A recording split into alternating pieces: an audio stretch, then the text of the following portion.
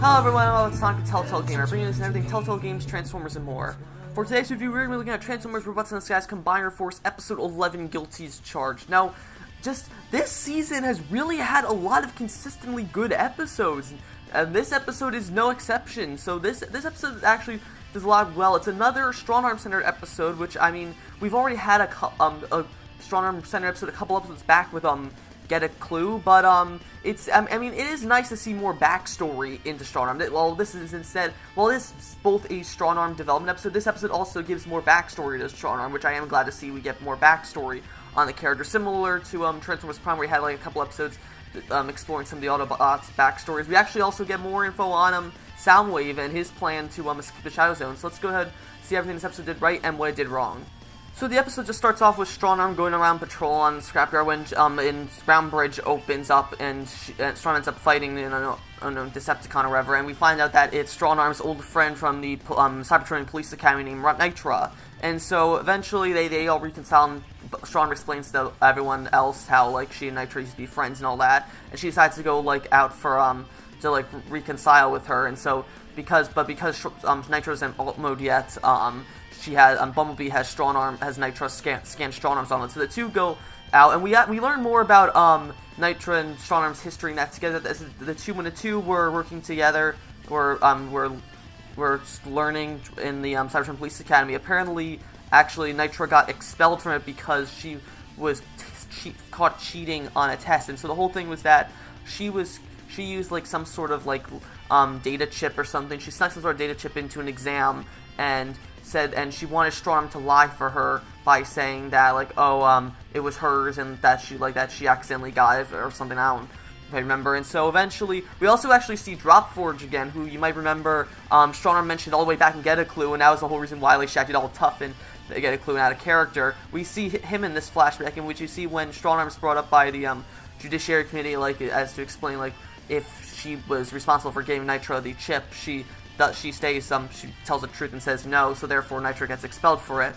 However, after that, we learn that Nitra apparently became a bounty hunter after that, and so at this point we also see that she's got this new I think it's like some sort of invisible, like it reflects light so that she's able to like turn invisible and such like that. And we basically, it's nice to see that we are learning more about Strong Arm and history through Nitra, and hopefully we can learn more about and we learned about Drift through and the mini-con just from Substream through what do you call it, Out of the Shadows. We had a little bit of Sideswipe in the past, but not much. I really hope we can see more of Sideswipe and Grimlock's backstory in future episodes. Also, when Nitra and Strong Arm are out, they're actually being watched again by a third Minicon. Now, we saw Rumble and Frenzy in previous episodes of this season, which Soundwave has them collecting Minicon, the Autobots Decepticon Hunters. Rumble got Bumblebee's Decepticon Hunter back in King of the Hill Part 2, and then Frenzy got Sideswipes in Defrosted, I believe, or Great Divide. Great Divide was when Frenzy got Sideswipes with Hunter. So this like kind of cyan indigo Minicon tries to grab Strong Arm Decepticon Hunter while she's talking to Nitra, but gets distracted by some birds. So he ends up reporting back to Soundwave, who is upset, like angered by this, and looks like he's gonna kill the Minicon or something. But then he runs away, and so we don't see him again. But pay attention, as he will come back in later. A couple episodes down the line, so just bear with me on that. But it is nice to see that this is the first time we've seen Soundwave's plot since episode 7 with the Great Divide, so it is nice that we are still continuing Soundwave's thing, and that he even has more Minicons than just Rumble and Frenzy working for him. Once that's over, when Nitra and Strong Arm return to base, they are interrupted by a supposed Decepticon named Blastwave coming, and Nitra explains that Blastwave was one of Nitra's bounties who apparently got out of prison, and so he's coming after her.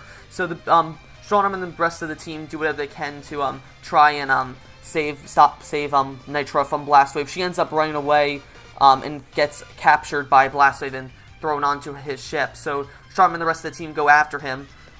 It's this point where Strong Arm and Nitra go to try the Blastwave ship goes into space, and so Nitra and Strong Arm head to the control system to try and redirect the ship back to Earth when while Bumblebee, Grimlock, Sideswipe, and Drift deal with Blastwave. It's at this point when they actually end up trapping Blastwave in a stasis bubble, but just when they're about to tell Nitro that they got it, Blastwave tells them through an interesting thing, that apparently Transformers can do sign language too, as Bumblebee points out.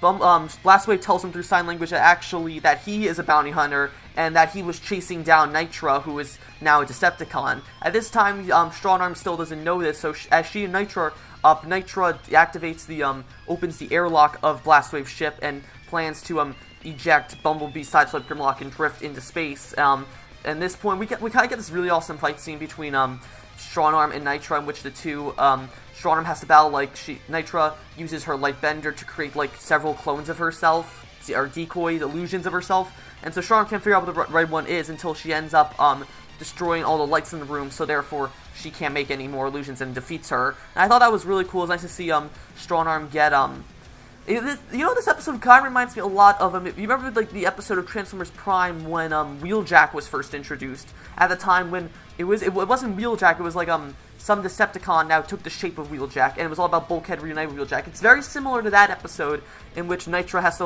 Strong Arm has to learn to put aside her differences with Nitra, and she realizes at this point that they never really were friends, and that Nitra was really just using Strong Arm for her own personal gain. So Strong Arm ends up defeating Nitra and is able to close the airlock in time before Bumblebee and everyone else gets sucked out. At this point, Blastwave arrests Nitra, and the two of them go back to Cybertron. Now, there's no real cons about this episode. I thought this episode was really good. The only problem I had with it really was that I don't think it was really necessary to have another Strong Arm episode. I mean, to me, I feel like if we didn't get a clue, this episode would have been perfect for Strong Arm's development this season, but I don't know, it felt kind of too quick after we just had another Strong episode about 3 episodes ago. Maybe if they put this episode further down the line, it would have felt more right, but I don't know. That's just my only problem I had with this episode. And that's gonna be it for my review of Transformers Robots in the Skies Combiner Force Episode 11, Guilty as Charged. If I had to rate this episode, I would probably give it a 9.5 out of 10. It's great to see more backstory with Strong Arm through Nitra. We got the fight between her and Nitra was great. We learned more about Soundwave's team and his plan to escape the Shadow Zone, and possibly seeing as how maybe not all of his mini-cons are willingly following him. So that's going to be it for this episode. I'll be back soon with episode 12, The Golden Knight. If you like this review, be sure to like, comment, subscribe, and I will see you guys later.